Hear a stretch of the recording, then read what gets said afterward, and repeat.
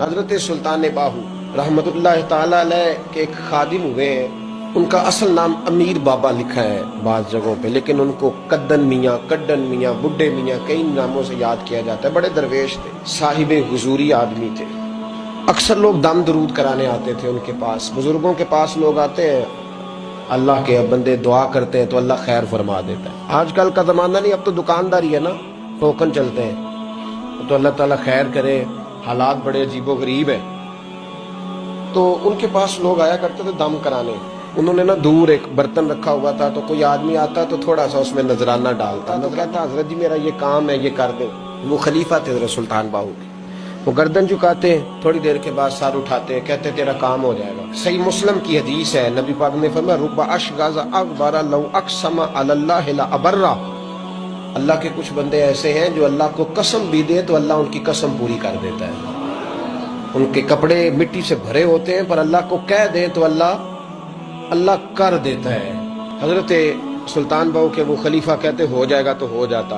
پھر کوئی بندہ آ کے کہتا یہ نذرانہ ڈال دیا ہے تو کام، گردن چکاتے کہتے اپنے پیسے نکال کے لے جا، تیرا کام کوئی نہیں ہونا۔ ایک دفعہ کچھ سید زادیاں آ گئیں، انہوں نے آ کے نا اس زمانے میں 100 روپیہ، سمجھ لے کہ آج کا 1,00,000 روپیہ بابا جی کے نذرانے والے گلے میں ڈالا اور آ کے کہا کہ بابا ہمارے نا ایک بچے کو سزائے موت ہو گئی اور حلفاً بتاتے ہیں کہ ناجائز پھانسی کا حکم ہوا ہے، تو تیری رب رسول کی بارگاہ تک رسائی ہے، مہربانی کر، سیدوں کا بچہ ہے، مہربانی کر۔ بابا جی نے گردن چکائی اور کہا اپنا 100 روپیہ نکال کے لے جاؤ، مشکل ہے بچہ بچے تو میں کچھ نہیں کر سکتا۔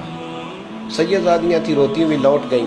بچے کی نانی زندہ تھی، ان کو جا کے بتایا تو وہ رونے لگ گئیں، کہنے لگی تمہیں بات نہیں کرنی آئی، اللہ کے بندے بڑے نرم دل ہوتے ہیں، تمہیں منانا نہیں آیا، ورنہ یہ ہو سکتا تھا۔ میں جاتی ہوں۔ وہ آئی، 100 روپیہ ڈالا اور بابا جی امیر صاحب کے پاس بیٹھ کے کہنے لگی بابا بات یہ ہے کہ ہم سید ہیں، ہے سارا ہمارے گھرانے کا، پر چلو آج تک رسائی تیری ہے، آج کل تیرے تعلقات مضبوط ہیں تو مہربانی کر، کوئی غلط بات نہیں، بچے کو پھانسی غلط ہو رہی، مہربانی کر۔ بابا کہنے لگا اماں میرے بس میں نہیں، میں بھی تو اللہ کا کمزور بندہ ہوں نا، مالک کا کمزور بندہ ہوں، کو ضروری نہیں، دعا پہ فضل ہوتا ہے، اگر اس کی مشیت ہو تو پھر بندہ کیا کر سکتا ہے۔ تو اماں یہ کام نہیں ہو سکتا، تو اماں رونے لگ گئی، کہنے لگی کوئی نہیں، میں قیامت کے دن حضور کی بارگاہ میں تیری شکایت کروں گی، میں کہوں گی کہ میں نے بتایا تھا میں سید ہوں، اس نے توجہ ہی نہیں کی، میرا کوئی خیال ہی نہیں کیا۔ بابا صاحب فرمانے لگے اماں پیسے نہ نکالنا، جا تیرا کام ہو جائے گا، جا تو ہو گیا تیرا مسئلہ حل، ہو جائے گا۔ وہ آپ پیسے رکھتے تھے تو سال کے بعد، 6 مہینے کے بعد، مہینے کے بعد جا کے حضرت سلطان باہو کو دے کے آیا کرتے، وہ وہاں لنگر میں یا کسی جگہ خرچ کرتے۔ جس دن اس بچے کی پھانسی کا وقت تھا نا، تو وہ بابا جی حضرت سلطان باہو کے پاس چلے گئے۔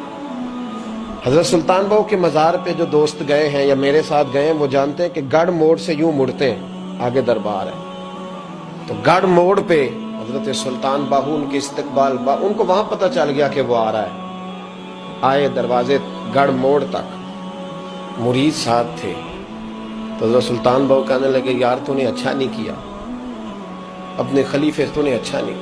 کہنے لگے حضور چارہ کوئی نہیں تھا، سید زادیاں آ گئی تھی، حضور کا خاندان تھا، میں کیا کرتا۔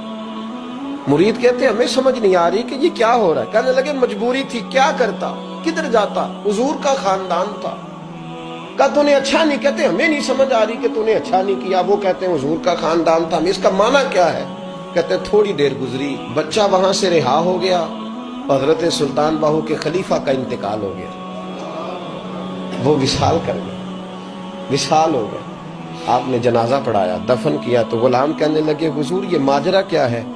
آپ فرمانے لگے اس نے اللہ کے حضور دعا کی تھی کہ مولا جناب اسرائیل نے اس دن کسی نہ کسی کی روح لینے جانا ہے نا، تو میری لے جائے۔ اب سیدزادیاں دروازے پہ آ گئی ہیں، تو سادات کو تو خالی نہیں نہ بھیجا جا سکتا، مصطفیٰ کا خاندان ہے، حضور میری روح لے جائی جائے اور اس سیدزادے کو چھوڑ دیا جائے۔ فرمایا اس نے اللہ کے حضور قربانی دے کے وَفَدَيْنَاهُ بِذِبْحٍ عَظِيمٍ، جس طرح حضرت اسماعیل کے لیے مینڈا آ گیا تھا، تو ان کی جگہ ان کی روح کو قبول